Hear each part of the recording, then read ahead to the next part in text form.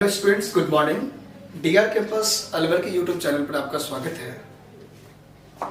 आज से हम लोग इंग्लिश से रिलेटेड कॉन्सेप्ट के बारे में बात करेंगे। सबसे पहले किसी भी एग्जाम की यदि आप तैयारी कर रहे हैं, चाहे वो एग्जाम सेंट्रल गवर्नमेंट के एग्जाम्स हो या फिर स्टेट गवर्नमेंट का कोई पेपर हो, सबसे पहले आपको समझना होगा वो है सिलेबस। जब तक आप किसी एग्जाम के सिलेबस को नहीं समझ पाते तो क्वेश्चन सॉल्व करना थोड़ा सा दिक्कत हो जाता है। तो पहले हम लोग बात करेंगे सिलेबस के बारे में। ये सिलेबस के बाद जो हमारा दूसरा कॉन्सेप्ट होगा उसमें हम लोग बात करेंगे प्री टॉपिक के बारे में, और फिर हमारा जो अगला कॉन्सेप्ट होगा वो होगा बेसिक कॉन्सेप्ट के बारे में। कुल मिलाकर बात यह है कि आज का जो हमारा मेन एजेंडा है अंग्रेजी को लेकर, इन तीन टॉपिक पर हम लोग बात करने वाले हैं। एक तो सिलेबस के बारे में, एक प्री टॉपिक और एक बेसिक कॉन्सेप्ट के बारे में। आप किसी भी एग्जाम की यदि तैयारी कर रहे हैं तो आज का जो टॉपिक है वो सारे एग्जाम्स के लिए रेलेवेंट है, एसएससी के लिए भी और भी डिपार्टमेंट्स के लिए भी। अंग्रेजी पढ़ने से पहले, सिलेबस की चर्चा करने से पहले दो तीन ऐसे कॉन्सेप्ट हैं जिनके बारे में आप सब लोगों को पता होना बहुत ही जरूरी है। पहला कॉन्सेप्ट तो ये है कि जब भी आप अंग्रेजी पढ़ना शुरू करें, चाहे किसी भी एग्जाम को लेकर आप तैयारी कर रहे हैं, जैसे आप अंग्रेजी पढ़ना शुरू करें तो इसमें पहला जो कॉन्सेप्ट है, आपको अंग्रेजी जो पढ़ना है वो अंग्रेजी को सिर्फ और सिर्फ इंग्लिश में ही पढ़ना है। सिर्फ और सिर्फ इंग्लिश में कहने का मतलब, यहाँ पर इस बात को सुनकर हिंदी मीडियम के विद्यार्थी थोड़ा सा घबरा गए होंगे कि इंग्लिश टू इंग्लिश कैसे पढ़ेंगे, जब तक हिंदी नहीं आएगा तब तक आप अंग्रेजी कैसे पढ़ेंगे। तो ऐसी कोई बात नहीं है, आप ध्यान रखिएगा, अंग्रेजी को आपको अंग्रेजी में ही पढ़ना आपकी मजबूरी भी है, पेपर का एजेंडा भी यही है। क्यों? देखिए, जैसे मान लीजिए आप कोई टॉपिक पढ़ रहे हैं, टेंस पढ़ रहे हैं, नाउन पढ़ रहे हैं, एडजेक्टिव पढ़ रहे हैं, वर्ब पढ़ रहे हैं। अगर आप हिंदी में पढ़ेंगे तो आप खुद ही एनालिसिस कीजिए, हिंदी का पेपर तो आएगा नहीं। अगर आप सीजीएल के प्रीलिम्स पेपर दे रहे तो 25 क्वेश्चन जो अंग्रेजी में आएगा, या आप मेंस देंगे तो 200 क्वेश्चन जो अंग्रेजी में आएगा, उसमें एक भी अक्षर हिंदी तो लिखा हुआ नहीं रहता। तो जब हिंदी लिखा हुआ नहीं रहेगा तो आप हिंदी में पढ़ेंगे तो स्वाभाविक सी बात है कि कहीं ना कहीं प्रॉब्लम क्रिएट तो होगी। तो पहली बात तो आपने क्लियर कर लिया कि अंग्रेजी को आपको हमेशा अंग्रेजी में ही पढ़ना है। दूसरा कॉन्सेप्ट जो हमारा अंग्रेजी को लेकर है वो ये है, बहुत सारे स्टूडेंट जब अंग्रेजी की तैयारी करता रहता है तो सबसे पहले वो लोग डेफिनेशन को याद करने लग जाते हैं कि किस टाइप से एग्जामिनेशंस की परिभाषा है या किसी टॉपिक के डेफिनेशन है। तो आप ध्यान रखिएगा, किसी भी टॉपिक के डेफिनेशन को आपको नहीं पढ़ना। जैसे मान लीजिए बहुत सारे स्टूडेंट नाउन पढ़ते हैं, पहले उन्होंने याद कर लिया कि व्यक्ति, स्थान, वस्तु के नाम को नाउन कहते हैं, क्या फायदा हुआ इससे? इस टाइप के कॉन्सेप्ट आपको नहीं पढ़ना है। तो आप ध्यान रखिए, नॉलेज के लिए ठीक है, आपको आगे मैं सिखाऊंगा भी, लेकिन दूसरे तरीके से आपको डेफिनेशन याद करना है जो पेपर के लिए रेलेवेंट होगा। तो ये डेफिनेशन भी आप क्या करेंगे, याद नहीं रखेंगे।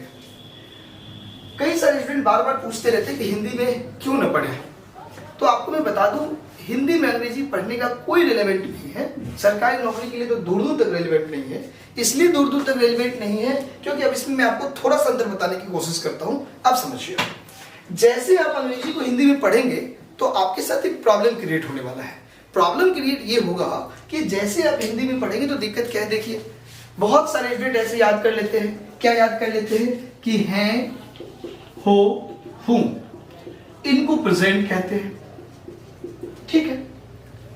था, थे, थी, इनको पास्ट कहते हैं। गा, गे, गी, इनको फ्यूचर कहते हैं।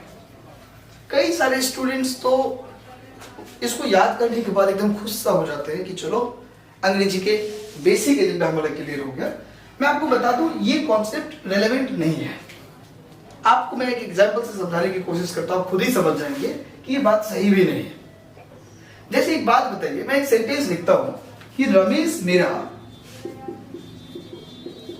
दोस्त रहा है। अब जरा आप देखिए, रमेश मेरा दोस्त रहा है। जो विद्यार्थी हिंदी टू हिंदी में पढ़ता है या जो बच्चा इन डेफिनेशन को याद करेगा वो सीधे तौर पर क्या कहेंगे, वो सीधे तौर पर ये कहेगा कि है, हो, हूं आ गया, ये प्रेजेंट टेंस का सेंटेंस है।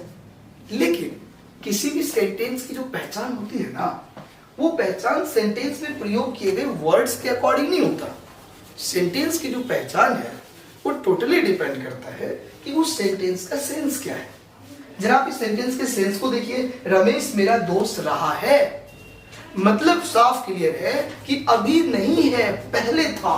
पहले था मतलब ये जो स्टेटमेंट आपका हुआ ना, ये प्रेजेंट का नहीं हुआ, ये सेंटेंस निश्चित रूप का से आपका क्या है, पास्ट का। आप खुद ही देख लीजिए, जैसे आप दादाजी के साथ मॉर्निंग वॉक पे कहीं टहलने जाते हैं और रास्ते में ऐसा डिपार्टमेंट दिखाई देता है जिसमें आपके ग्रैंडफादर वर्क कर रहे थे, तो आपको क्या कहते हैं कि ये मैं इस डिपार्टमेंट का अध्यक्ष रहा हूं। रहा हूं का मतलब ये हुआ कि वो अभी अध्यक्ष नहीं है, पहले थे।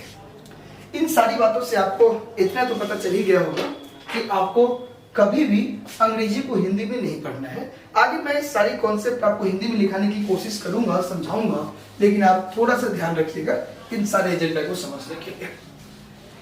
कुल मिलाकर बात ये हुआ कि आपके समझ में इतना आ गया कि अंग्रेजी पढ़ने से पहले आपको क्या बात ध्यान में रखना है। आप हम लोग जो बात करेंगे वो अंग्रेजी के सिलेबस से रिलेटेड थोड़ा सा बात कर लेते हैं कि सच में आपको पढ़ना क्या चाहिए और किस तरीके से पढ़ना चाहिए। तो ध्यान रखिए, किसी भी सरकारी नौकरी की यदि आप तैयारी कर रहे हैं तो एग्जाम में सिर्फ 3 टाइप के क्वेश्चंस आपसे पूछा जाएगा।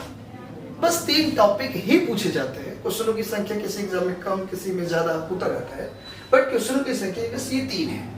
एक जो टॉपिक है उसको हम लोग ग्रामर कहते हैं, दूसरा जो टॉपिक है इसको हम लोग वोकेबुलरी कहते हैं, और तीसरा जो हमारा टॉपिक है इनको हम लोग कॉम्प्रिहेंशन के नाम से क्या करते हैं, जानते हैं।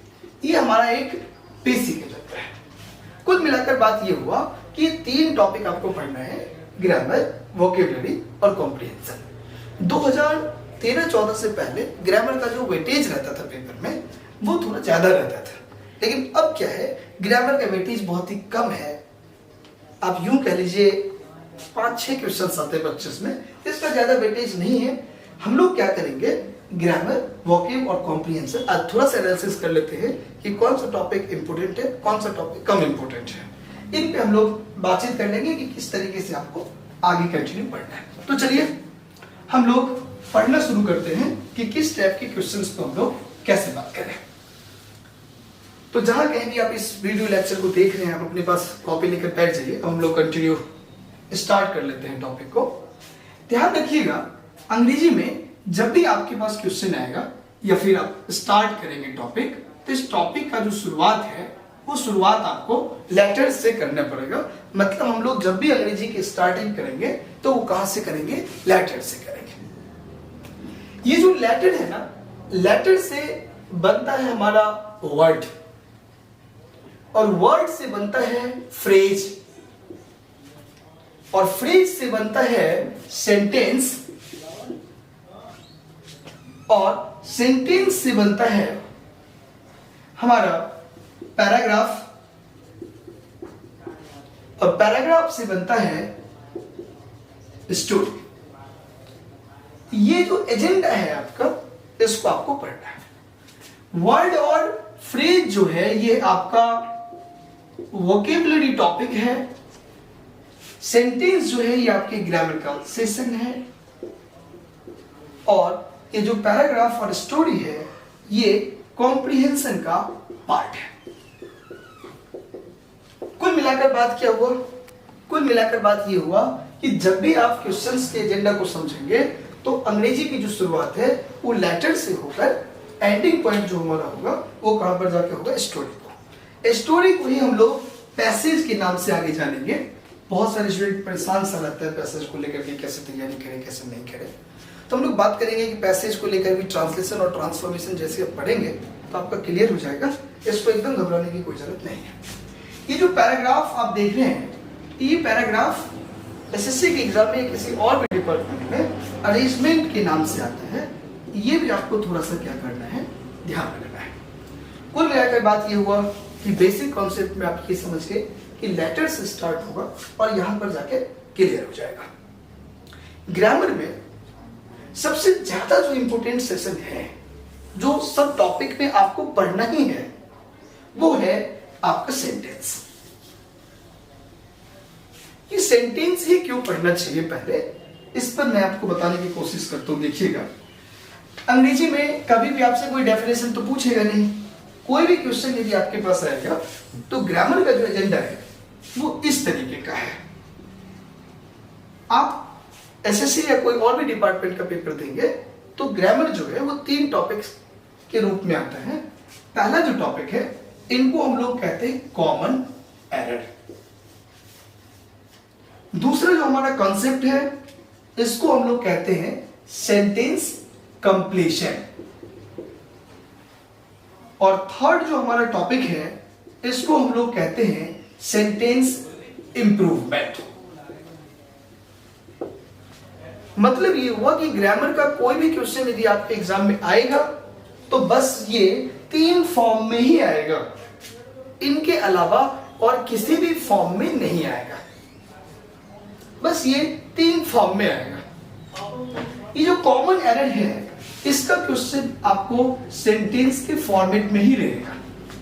मतलब आपके पास एक सेंटेंस लिखा हुआ रहेगा, उसी सेंटेंस में आप क्या करेंगे, गलती ढूंढेंगे। फिर आप देख लीजिए सेंटेंस कंप्लीशन। कंप्लीशन का मतलब होता है कंप्लीट करना। मतलब ये जो सेंटेंस होगा हमारा वो फिल इन दी ब्लैंक के क्वेश्चन है। मतलब फिल इन दी ब्लैंक को ही हम लोग सेंटेंस कंप्लीशन के नाम से जानते हैं। आप देख ही रहे हैं कि इसमें भी आपको सेंटेंस मिल गया और इंप्रूवमेंट के जो क्वेश्चन आएंगे इसमें भी आपको सेंटेंस मिल गया। तो कुल मिलाकर बात क्या हुआ? कुल मिलाकर बात ये हुआ कि जब भी आप किसी भी क्वेश्चन को सॉल्व करेंगे तो आपके पास निश्चित रूप से जो बेसिक एजेंडा है, बेसिक कॉन्सेप्ट है, वो क्या है? सेंटेंस है। सेंटेंस आपको पढ़ना ही चाहिए। नॉन, प्रोनाउन, एडजेक्टिव, टेंस, किसी भी एग्जाम का अगर क्वेश्चन आएगा तो सेंटेंस के फॉर्मेट में ही आएगा। ये बात आप समझ गए। तो कुल मिलाकर 5-10 मिनट की लेक्चर में आपने ये सीख लिया कि आपको क्या पढ़ना है, कैसे पढ़ना है, क्या नहीं पढ़ना है, किस पर ध्यान देना है और एग्जाम का जो पैटर्न है वो क्या है। और अब हम लोग जो एक कंक्लूजन पर पहुंचे, वो हमारा कंक्लूजन ये है कि सबसे पहले हम लोगों को सेंटेंस के अप्रोच को समझना पड़ेगा, सेंटेंस के एलिमेंट्स को समझना पड़ेगा और सेंटेंस कहते किसको है, किस टाइप के क्वेश्चंस आएगा, इनसे रिलेटेड हम लोग बात करेंगे। तो चलिए सेंटेंस के कुछ एजेंडा को क्लियर करते हैं।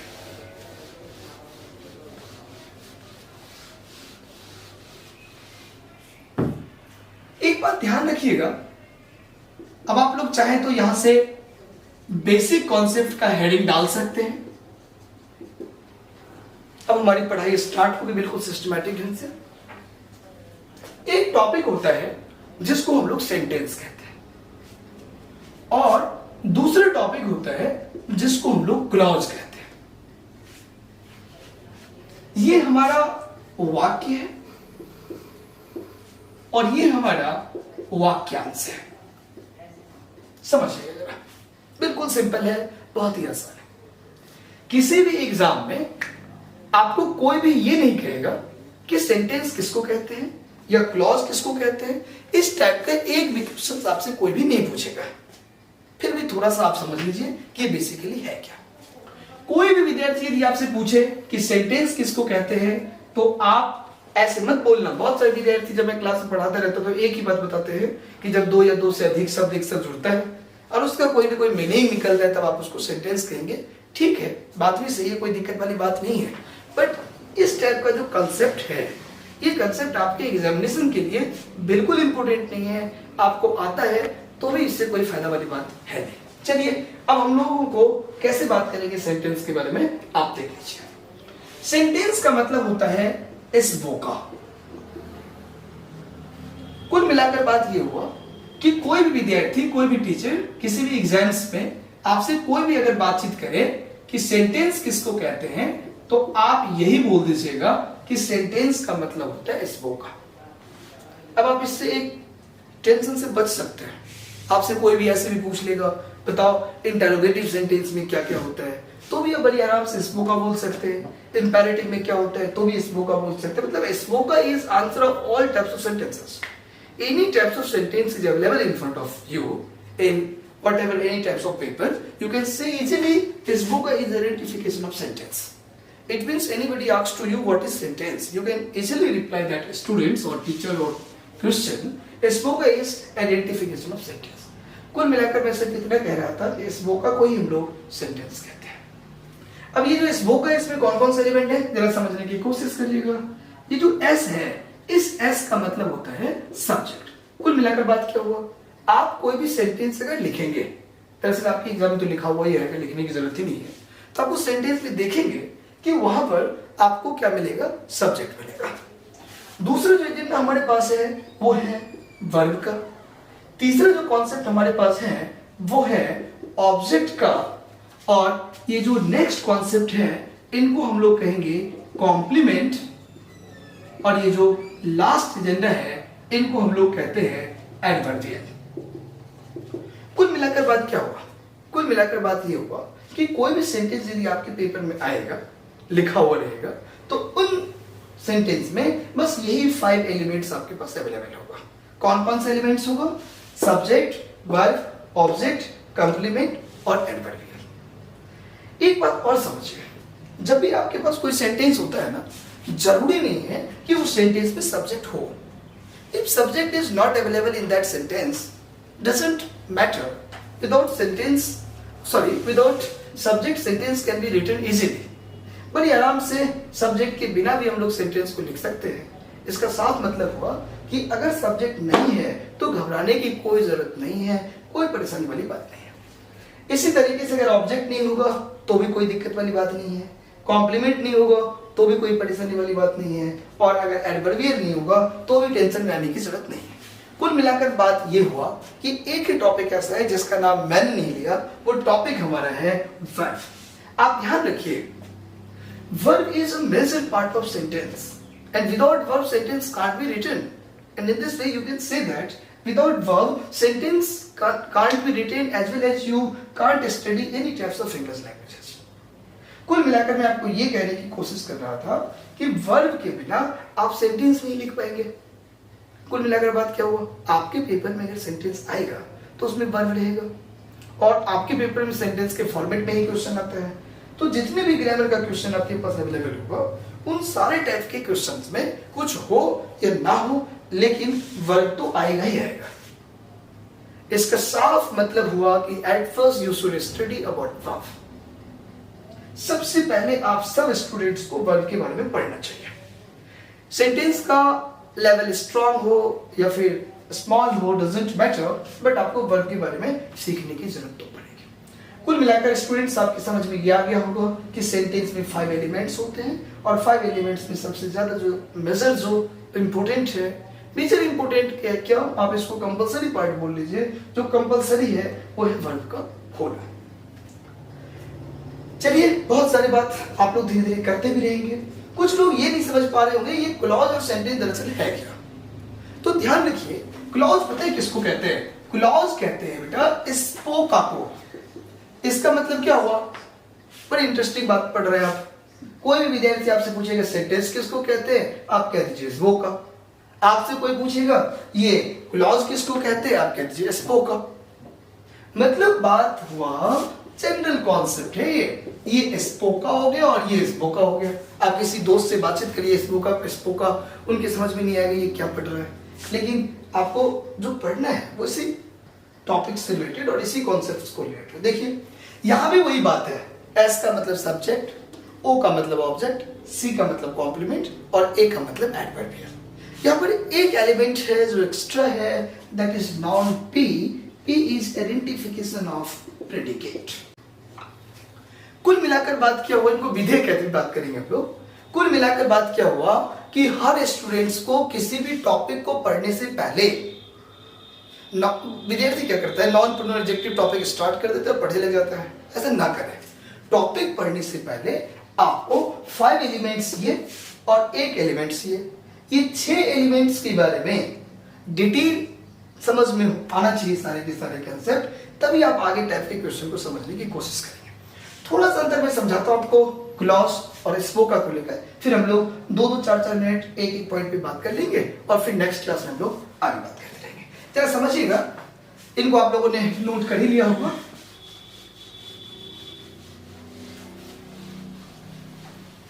देखिए ये जो क्लॉज है ना, क्लॉज का मतलब क्या हुआ, वाक्यांश। वाक्यांश का मतलब क्या हुआ, वाक्य प्लस अंश। अंश मीन्स पार्ट, अब मैं एक सेंटेंस लिखता हूं, देखिएगा। जैसे मैंने लिखा कि I don't know where you live. अब आप देखिए, एकदम ध्यान से सुनिए, ये यहां से लेकर यहां तक आपका सेंटेंस हो गया। मतलब आप इसको मान लीजिए ए मान लीजिए, इस पॉइंट्स को आप बी मान लीजिए, इस पॉइंट को आप सी मान लीजिए। तो कुल मिलाकर बात क्या हुआ कि ए सी जो है ये आपका क्या है, सेंटेंस है। और अभी अभी मैंने आपको क्या बताया, वाक्यांश। मतलब ये जो पार्ट आप देख रहे हैं ये आपका क्लॉज हो गया, और ये जो पार्ट आप देख रहे हैं ये आपका क्लॉज हो गया। तो कुल मिलाकर आप क्या कह सकते हैं, कुल मिलाकर आप क्या कह सकते हैं, जो ए बी है ये आपका क्लॉज हो गया, और जो बी सी है ये भी आपका क्या हो गया, क्लॉज हो गया। इस तरीके से कंक्लूजन आप निकाल सकते हैं कि clause plus clause equal to sentence. एकदम नॉर्मल बात है, कोई भी विद्यार्थी बड़ी आराम से इस बात को सीख सकता है। तो आपने समझ लिया, क्या समझ लिया कि क्लॉज से सेंटेंस बनता है, सेंटेंस से क्लॉज नहीं बनता। तो आप लोगों ने क्लॉज में और सेंटेंस में थोड़ा सा डिफरेंस समझ लिए, इसमें कोई दिक्कत वाली बात नहीं है, बहुत ही बेसिक एजेंडा है, आप आराम से सीख जाएंगे। जो भी विद्यार्थी आगे एग्जाम्स की तैयारी करता रहता है वो क्लॉज को आगे हम लोग सीखेंगे, principal clause, subordinate clause, noun clause, adjective clause, आगे हम लोग पढ़ाते हैं लेक्चर की क्लासेस में, आप लोगों को भी पढ़ाएंगे। तो ये सेंटेंस के एजेंडा को आप लोगों ने सीख लिया, कोई दिक्कत वाली बात इसमें नहीं है। चलिए डिटेल आप समझ गए। एक बात मैं आपको बता दूं कि कोई भी बात अगर आपके समझ में ना आए तो कमेंट में आप लिखते रहिए, फिर भी कोई दिक्कत आए तो पूछते रहिए। बहुत सारे स्टूडेंट सोच रहे होंगे कि ये बीच बीच में अंग्रेजी में बोलने लग जाते हैं, हिंदी में बोलने लग जाते हैं, तो आप ये भी थोड़ा सा मेंशन कर दीजिए कि आपका मीडियम कौन सा है। तो जैसे आप मीडियम बताएंगे तो हम लोग कोशिश करेंगे कि दोनों बैच हम लोग सेपरेट और सिमिलर चलाएंगे, हिंदी में भी और इंग्लिश में भी। तो धीरे धीरे हम लोग बात करेंगे। तो ये जो क्लॉज आप समझ गए, सब कुछ समझ गए। अब हम लोग बात कर लेते हैं थोड़ी थोड़ी देर वर्ब के बारे में, थोड़ी देर सब्जेक्ट के बारे में, ताकि आज मैं इस कॉन्सेप्ट को क्लियर ही करा देता हूं, और कल की जो हमारी नेक्स्ट जो वीडियो क्लासेज होगी उसमें हम लोग टॉपिक ले लेंगे और पढ़ना शुरू करेंगे। एक बात और मैं बता दूं, आप जहां कहीं भी पढ़ रहे हैं कॉपी लेकर जरूर बैठिए, और बहुत ही जबरदस्त, मैं तो खुद आपको क्या बोलूंगा, आप खुद ही पढ़ते रहिए और भी देखते रहिएगा, आपको समझ में अपने आप आता चला जाएगा। और कहीं भी भटकने की जरूरत नहीं है, किसी और भी चैनल्स में इंग्लिश पढ़ने की जरूरत नहीं है। अगर आपका मन हो तो पढ़िए, और फिर कंपैरिजन करके आपको पढ़ना तो लास्ट में यही है। इस तरीके की बात आप जानते हैं। चलिए कंटिन्यू हम लोग बात करते हैं किस टाइप की कॉन्सेप्ट हमारा क्या है। कुल मिलाकर बात ये हुआ कि सेंटेंस में 5 एलिमेंट्स होते हैं, और 5 एलिमेंट्स में जो सबसे ज्यादा इंपॉर्टेंट हैं that is known as verb. ध्यान रखना, बहुत ही इंपॉर्टेंट टॉपिक हमने शुरू कर दिया। बहुत सारे स्टूडेंट सोच रहे होंगे कि वर्ब शुरू कर दे, वर्ब हमने शुरू नहीं किया।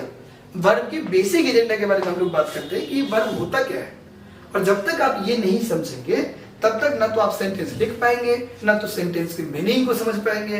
मतलब इनकम्प्लीट अंग्रेजी होगा। मतलब आप यूं कह लीजिए कि without verb English is never possible, बिना वर्ब के सेंटेंस संभव नहीं है। तो इस पे हम लोग बात करें। चलिए मैं आपको थोड़ा सा समझाने की कोशिश करता हूं 5-10 मिनट में कि वर्ब की एजेंडा क्या है और इसके क्वेश्चन कैसे सॉल्व करें। देखिए, ये जो वर्ब होता है ना, एक लैटिन वर्ड है जिसको हम लोग वर्बम बोलते हैं। जैसे आप लोग जीके में नहीं पढ़ते पॉलिटिकल साइंस, आप लोग याद करते थे पॉलिटिकल वर्ड लैटिन के या किसी और लैंग्वेज के पॉलिस वर्ड से लिया गया है। वैसे आप इकोनॉमिक्स पढ़ते तो इकोनॉमिक्स तो इकोनोमिया वर्ड से लिया गया है, केमिस्ट्री कीमिया वर्ड से लिया गया है। वैसे ही ये जो वर्ब है ये लैटिन के वर्बम वर्ड से लिया गया है। ये जो वर्बम है ना, इनके 2 मतलब होता है। इनका जो पहला मतलब है वो है एन एक्शन, और इनका जो दूसरा मतलब है वो है टू डू समथिंग। इन दोनों का सेंस सेम है, मतलब हिंदी अर्थ इनका एक ही है, इसमें कोई दिक्कत वाली बात नहीं है। अब आप ये समझिए कि आखिर ये क्या है, वर्ब का काम क्या है। वर्ब की अप्रोच क्या है, वर्ब क्या चाहता है, इसका एजेंडा क्या है। तो जो वर्ब हुआ, तो वर्ब लैटिन के किस वर्ड से लिया गया है, वर्बम से। वर्बम का मतलब हुआ एन एक्शन। अब एक नॉर्मल एग्जांपल से समझिए।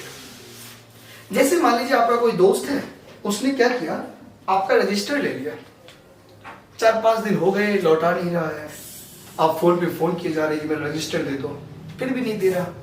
तो आपको लास्ट में गुस्सा आता है और आप उसको ये बोलते हैं कि देखो अब अगर तुम रजिस्टर नहीं दोगे तो मुझे कुछ ना कुछ एक्शन लेना पड़ेगा। दैट इज, उस टाइम आप एक्शन वर्ब बोल रहे होते हैं, ये बात आपको पता ही नहीं रहता। एक्शन लेना पड़ेगा, एक्शन लेना पड़ेगा मतलब क्या, कुछ करना पड़ेगा। आप उसको डांटेंगे तो डांटना वर्ब हो गया, आप उसको चिढ़ाएंगे तो चिढ़ाना वर्ब हो गया। तो एनी टाइप कोई भी कॉन्सेप्ट जो आपके पास आएगा, इसी को आप लोग क्या कहेंगे, वर्ब। टू डू समथिंग का मतलब वही कुछ करना। तो कुल मिलाकर बात क्या हुआ कि कोई भी विद्यार्थी आपसे पूछेगा कि वर्ब किसको कहते हैं, तो आप बोलेंगे टू डू समथिंग। कुछ भी आप करेंगे उसको वर्ब कहेंगे। स्टूडेंट्स, जब आप जनरल कॉम्पिटिशन की तैयारी करते नहीं थे, उससे पहले वर्ब के 2-3 फॉर्म्स आप पढ़ते होंगे। ध्यान रखिएगा, अब जो हमारा अगला अप्रोच जो हम लोग बात करेंगे, वो बात कर लेते थोड़ा सा वर्ब के फॉर्म्स के बारे में। मैं बार बार कह रहा हूं, कहीं आप ये ना समझने लग जाए कि मैं वर्ब पढ़ाने लग गया। मैं वर्ब नहीं पढ़ा रहा, लेकिन मैं वर्ब की उस अप्रोच तक जाने की कोशिश कर रहा हूं ताकि आपके पास कोई भी सेंटेंस अगर आएगा तो बिना वर्ब पढ़े हुए आप उस क्वेश्चन के जवाब देने की कोशिश कर सकते हैं, या आप सेंटेंस को आराम से उसके अप्रोच को, उसके स्ट्रेटजी को समझ जाएंगे। उससे रिलेटेड हम लोग बात कर लेते हैं। देखिए, अब हम लोग जो बात करेंगे वो बात करेंगे फॉर्म्स ऑफ वर्ब से रिलेटेड, कि वर्ब के क्या फॉर्म्स हैं, इसके क्या टाइप्स हैं, उनसे रिलेटेड बात करने की कोशिश करते हैं। कुल मिलाकर बात हुआ फॉर्म्स ऑफ वर्ब। जब आप छोटे से क्लास में पढ़ते थे, बचपन में आप अंग्रेजी पढ़ते थे, तो वर्ब का 3 फॉर्म पढ़ते थे, गो, वेंट, गॉन, कम, कैम, कम। इस टाइप के एजेंडा को आप सीखते रहते थे। लेकिन ध्यान रखिए, आप वर्ब के टोटल 6 फॉर्म को समझने की यहां कोशिश करिए। टोटल जो वर्ब के फॉर्म्स हैं वो वर्ब के फॉर्म्स 6 हैं। इन 6 फॉर्म्स को मैं समझाने की कोशिश करता हूं और आप सब लोग बड़ी आराम से समझ जाएंगे, कोई दिक्कत वाली बात नहीं। देखिएगा, ये जो वर्ब के पहला फॉर्म आप देख रहे हैं ना, ये तो वर्ड मीनिंग होता है जो आप याद करते हैं। जैसे आप नहीं पढ़ते कि गो मतलब जाना, कम मतलब आना, स्लिप मतलब सोना, तो ये आपका वर्ब का पहला फॉर्म है। मतलब वर्ब की पहला फॉर्म आप वर्ड्स में नहीं याद जो करते रहते हैं, गो, कम, स्लिप, टीच, विप, इस टाइप का जो एजेंडा है, ये आपका वर्ब कट, ये सब जो आपका एजेंडा है, ये आपका क्या हो गया, वर्ब की पहला फॉर्म हो गया। सेकेंड फॉर्म और थर्ड फॉर्म आपको याद करना पड़ेगा। जैसे गो की सेकेंड फॉर्म वेंट, कम की सेकेंड फॉर्म केम, स्लिप की सेकेंड फॉर्म स्लेप्ट, टीच की सेकेंड फॉर्म टॉट, वीप का वेप्ट और कट का कट। तो ये जो आपके फॉर्म्स हैं, ये आप धीरे धीरे क्या करेंगे, बड़ी आराम से सीख जाएंगे। तीसरी फॉर्म भी आपको याद करना है, धीरे धीरे मैं बता भी दूंगा कि कैसे आपको याद भी करना है। गो की थर्ड फॉर्म गॉन, कम का थर्ड फॉर्म कम, स्लिप की थर्ड फॉर्म स्लेप्ट, टीच का थर्ड फॉर्म टॉट, वीप का वेप्ट और कट का कट। बहुत सारे स्टूडेंट्स यहाँ पर कंफ्यूजन में पड़ जाते हैं, क्लास में तुरंत क्वेश्चन पूछने लग जाते हैं कि स्लिप में सेकेंड फॉर्म में भी स्लेप्ट है, थर्ड फॉर्म में भी स्लेप्ट है, तो हमें कैसे पता चलेगा कि स्लेप्ट सेकेंड फॉर्म है या स्लेप्ट थर्ड फॉर्म है। मतलब what is identification of similar word that is same spelling in second और थर्ड फॉर्म। इनके बारे में हम लोग अभी बात करेंगे, कब आपको सेकेंड समझना है, कब आपको थर्ड समझना है, धीरे धीरे आप सीख जाएंगे। स्टूडेंट्स, यदि आपने वर्ब की पहले फॉर्म से लेकर वर्ब के थर्ड फॉर्म तक समझ लिया, और इसमें समझने वाली कौन सी बात है, आपको पहले से आता होगा, यही तो आपको आता था, आगे की बात तो अब आप सीखेंगे। तो अब हम लोग बात करते हैं कि चौथी फॉर्म, पांचवी फॉर्म और छठी फॉर्म का हमारा एजेंडा क्या है। ये बहुत ही सिंपल है, तो फॉर्मूला बेस्ड है। वर्ब की चौथी फॉर्म क्या होता है, देखिए वर्ब की चौथी फॉर्म बहुत ही सिंपल है। जब भी आप वर्ब के पहले फॉर्म के साथ आईएनजी लगाते हैं, तब उसको हम लोग वर्ब की चौथी फॉर्म कहते हैं। ये फॉर्मूला हो गया, V1 plus ING equal to V4। जैसे आप लोग मैथमेटिक्स में क्वेश्चन पढ़ते रहते हैं, sin theta upon cos theta equal to tan theta, जो फॉर्मूला पढ़ते रहते हैं, इस टाइप के क्वेश्चंस हैं, आप आराम से सीख जाएंगे। इसका मतलब क्या हुआ, V1 plus ING equal to V4। V1 में हम लोग आईएनजी लगा देंगे और चौथी फॉर्म बन जाएगा। इसमें याद करने की कहाँ जरूरत है, गो का गोइंग हो जाएगा।